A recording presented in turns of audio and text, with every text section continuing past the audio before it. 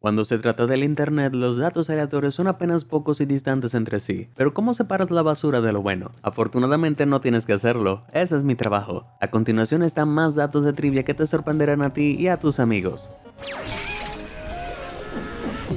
Es ilegal que los burros duerman en una bañera en Arizona. Las leyes siempre se hacen por una razón, pero incluso los cerebros más inteligentes pueden tener problemas para imaginar por qué el estado de Arizona prohíbe que los burros duerman en bañeras. Después de todo, ¿qué podría ser criminal en un animal de corral clásico durmiendo? La historia cuenta que en 1924, una presa cerca de la ciudad de Kingman se derrumbó, provocando una inundación repentina que hizo flotar a un burro en una bañera a una milla hacia el valle. Pronto se supo que el burro se había subido a una tina que estaba abandonada fuera de la propiedad de sus dueños y se había acomodado para una siesta, antes de que el giro inesperado de los acontecimientos hiciera que se quedara varado. La gente del pueblo hizo un gasto tan grande para rescatar al burro de la bañera que presionaron por una ley para evitar que un evento tan agotador volviera a ocurrir. A partir de ese momento se decretó que aunque pueden estar de pie y ser bañados, un burro nunca debe dormir en una bañera. Presumiblemente el burro no tenía voz en el asunto.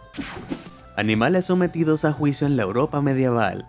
En otoño de 1457, los aldeanos de Savigny, Francia, presenciaron cómo una cerda acompañada por sus 6 lechones atacaba y mataba a un niño de 5 años. Una vez capturados, la familia de cerdos fue comprada a juicio, donde se pararon frente a un juez real para testificar en un juzgado dotado de 2 fiscales, 8 testigos y hasta un abogado defensor de los cerdos. Los testigos demostraron que la cerda era culpable de matar al niño, pero el papel de los lechones era un poco más ambiguo. Finalmente, el cerdo adulto fue sentenciado a colgarse de las patas traseras en un árbol de horca, mientras los lechones eran exonerados. Lo creas o no, esta fue una práctica común en Europa hasta mediados del siglo XVIII, donde las vacas, perros, cabras, cerdos y caballos que infringían la ley eran sometidos rutinariamente a los mismos procedimientos legales que los humanos. Aunque no se esperaba que los animales en el juicio hablaran por sí mismos, se consideraron factores que incluían sus circunstancias personales y si el delito estaba en conflicto con su buena naturaleza en general. Cuando los cerdos se comportaron mal en la sala tribunal al gruñir en voz alta en la caja, esto también podría contar en su contra, lo que puede parecer irracional, pero también lo es llevar a un cerdo a juicio.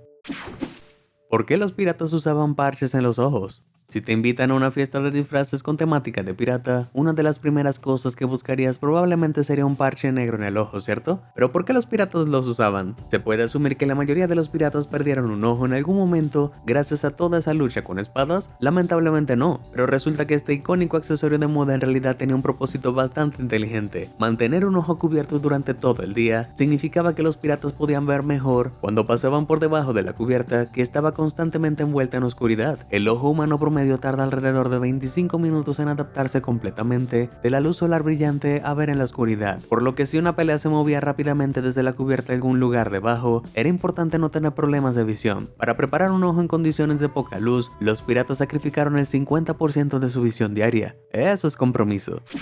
Salvador Dalí nunca pagó la cuenta. No importa lo famoso que seas, todavía tienes que pagar la cuenta al final de una comida elegante. Aparentemente, a menos que sea Salvador Dalí. Supuestamente el infame surrealista del bigote tenía una inclinación particular por eludir las tarifas y a menudo invitaba a grandes grupos de amigos a establecimientos de alta gama, sabiendo que nunca tendría que pagar después de la comida. ¿Cómo lo hizo? En realidad es simple. Dalí pedía la factura, escribía el pago completo y luego le daba la vuelta y garabateaba un boceto rápido en el reverso. Antes de salir del restaurante, Dalí apostaba que el restaurador nunca intentaría cobrar un cheque con una de sus valiosas obras de arte, y la cuestión es que por lo general tenía razón. Si mueres solo, tu gato te comerá.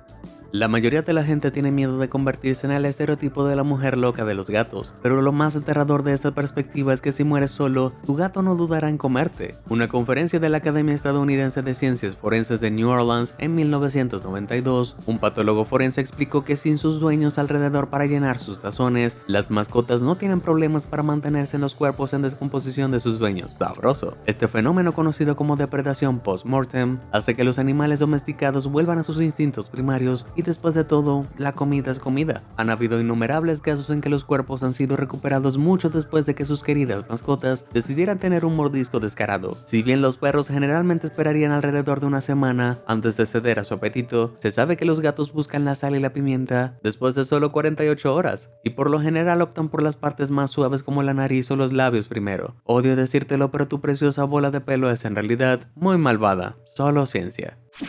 Las abejas pueden vivir dentro de tus ojos. Algunos dicen que el miedo a las abejas es irracional. Después de todo, el mundo se paralizaría por completo sin ellas. Pero es posible que desees pensarlo 2 veces antes de acercarte demasiado. Y de forma personal, después de escuchar esta aterradora historia, en abril de 2019, una mujer taiwanesa de 28 años estaba arrancando malas hierbas alrededor de la tumba de un familiar como parte del festival de barrido de tumbas de Qingming, cuando sintió que lo que pensaba que era un trozo de tierra se le metía en el ojo. Después de que su ojo se hinchara rápidamente, la señora visitó al médico, quien vio lo que parecía una pequeña pata de insecto que sobresalía. El Dr. Hong Shi-ting se sorprendió al sacar un insecto al lado de 4 milímetros de largo de su ojo, pero eso no fue todo. Este pequeño aguijón fue seguido poco después por 3 abejas más, todas las cuales estaban totalmente vivas y coleando. Este tipo de abejas llamadas Halictidae son más pequeñas que una abejorra estándar y a veces se las conoce como abejas del sudor, porque se alimentan del sudor o las lágrimas humanas como fuente de proteínas. El Dr. Ting cree que puede haber sido arrastrado por una repentina ráfaga de viento, pero la forma en la que la señora las notó gateando debajo de su párpado es tan desconcertante como estremecedor. Los canguros no pueden caminar hacia atrás. Sé lo que estás pensando, los canguros no caminan de todos modos, saltan. Bueno saberlo todo, pero tampoco pueden saltar hacia atrás. Sus patas largas y sus piernas traseras de formas extrañas y su cola pesada hacen que sea imposible caminar o saltar en cualquier dirección, por lo que empujan con ambos pies al mismo tiempo un movimiento de salto, llamado oficialmente saltación. Aunque su cola musculosa ayuda con el equilibrio y actúa como una especie de tercera pata, esto también es lo que lamentablemente impide que los canguros se muevan en reversa. Algunas personas incluso creen que el escudo de armas australiano presenta un canguro y un emú porque ninguno de los animales es capaz de caminar hacia atrás, lo que aparentemente simboliza una nación en constante avance. Es ilegal morir en una ciudad escandinava. De acuerdo, hemos oído hablar de unas leyes bastante estúpidas antes, pero esta realmente se lleva la palma. Como si convivir con una población de alrededor de 1000 osos polares no fuera suficiente, los 2000 residentes de la remota ciudad noruega de Longyearbyen deben seguir una regla extremadamente extraña: no pueden morir allí. Ubicado aproximadamente a medio camino de la parte continental de Noruega y el Polo Norte, este sitio es tan frío como se pone y ahí radica el problema. Verás, en 1950, los lugareños hicieron un descubrimiento bastante inquietante. Los cuerpos que habían sido enterrados en el suelo helado se conservaban en lugar de descomponerse de forma natural. Las cosas se volvieron aún más preocupantes cuando los científicos desenterraron una muestra viva de la gripe española de 1918 de uno de estos residentes fallecidos hace mucho tiempo, en 1998. Los lugareños tenían tanto miedo de que la enfermedad se propagara a partir de los restos conservados que se aprobó una ley para prohibir que nadie más fuera enterrado en el cementerio local. Eso significa que cualquiera que se acerque al final de su vida ahora tiene que volar a la parte continental de Noruega antes de dar su último aliento. Eso es morir en paz. Bélgica una vez empleó gatos para entregar el correo. En la década de 1870, los funcionarios de la ciudad de Lieja, en Bélgica, tomaron una decisión poco probable de convertir a los gatos en carteros. Cualquiera que tenga gatos sabrá que 9 de cada 10 veces ni siquiera responden a su propio nombre, por lo que alguien pensando que confiar en ellos para entregar el correo de las personas de manera oportuna, siendo una buena idea, es un poco confuso. Alerta de spoiler, no fue así. La ciudad contrató una flota de 37 felinos considerados aptos para el trabajo y los entrenó para llevar mensajes que se sujetaban al cuello en bolsas impermeables entre vecindarios.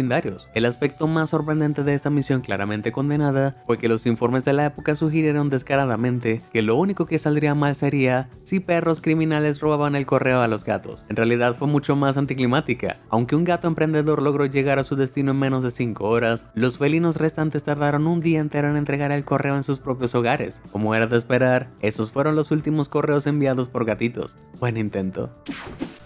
Los padres y los hijos de Shakespeare probablemente eran analfabetos. William Shakespeare es uno de los escritores más famosos de la historia, pero te sorprenderá saber que la mayoría de su familia inmediata no sabía ni leer ni escribir. Aunque no podemos estar seguros, los padres de Shakespeare, John y Mary, probablemente nunca aprendieron ninguna de estas habilidades básicas porque la alfabetización no era una habilidad necesaria para las personas de su posición durante la era isabelina. Algunos han sugerido que los deberes cívicos de John podrían haber requerido una alfabetización básica, pero como siempre firmaba su nombre con una marca, parece poco probable. Aunque William asistió a la escuela primaria local de Stratford, donde dominaba la lectura, la escritura y el latín, tampoco transmitió estas habilidades a su esposa ni a sus 2 hijas Susana y Judith. Por lo menos Susana podía garabatear su propia firma, pero Shakespeare probablemente no se molestó en enseñarles la alfabetización adecuada. Tal vez estaba demasiado ocupado inventando el nombre de Jessica en su lugar. En serio, búscalo. Las pistas de risa suelen ser personas muertas. Si eres fanático de las comedias de situación clásicas como Friends, probablemente estés acostumbrado a escuchar la misma risa enlatada de siempre.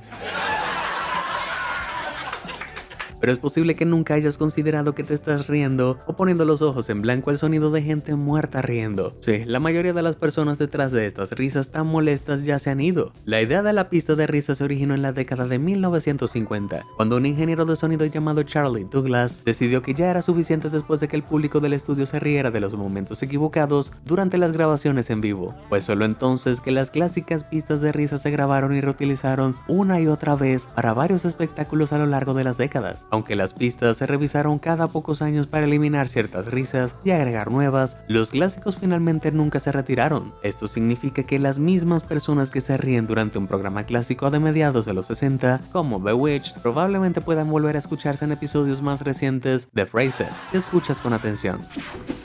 Los canguros a veces arrojan a sus bebés.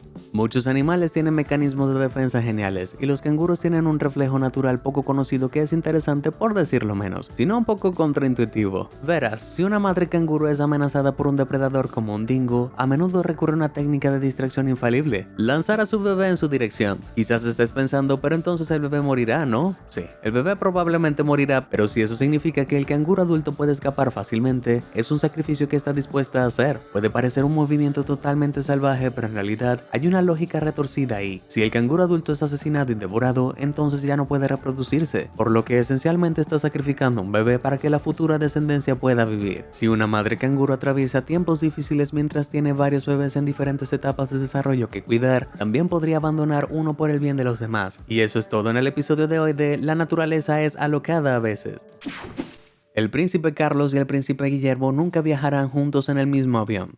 La familia real es una fuente inagotable de intriga para muchos, y hay muchas reglas tácitas que los de sangre azul han aprendido a seguir. Una de estas extrañas costumbres es que el príncipe Carlos tiene prohibido viajar en el mismo avión que su hijo, el príncipe Guillermo. Sin embargo, esto no es una disputa secreta entre padre e hijo, por lo que puedes dejar las palomitas de maíz por ahora. Todo es una cuestión de seguridad. Si el avión en el que viajan Charles y Guillermo se hundiera, ya sea por mala intención o por alguna otra falta, esto significaría la pérdida de los dos miembros de la realeza que seguían en la fila para el trono. Para evitar que ocurra el peor de los casos de dos herederos de una piedra, el dúo siempre debe viajar por separado. Lo mismo se aplica para el príncipe Guillermo y su hijo, el príncipe George, que actualmente ocupa el tercer lugar en la fila para el trono. Sin embargo, ha habido varias ocasiones en las que el duque y la duquesa de Cambridge han viajado con su hijo gracias al permiso por escrito de la reina. Así es, William tiene que preguntarle a su abuela primero. ¿Tienes alguna trivia aleatoria de la que deberías saber? Comparte con nosotros tu respuesta. Si te sorprendió toda esta información, házmelo saber en los comentarios del video y nunca dejes de sorprenderte. Muchas gracias por ver y suscríbete a Sorprendente.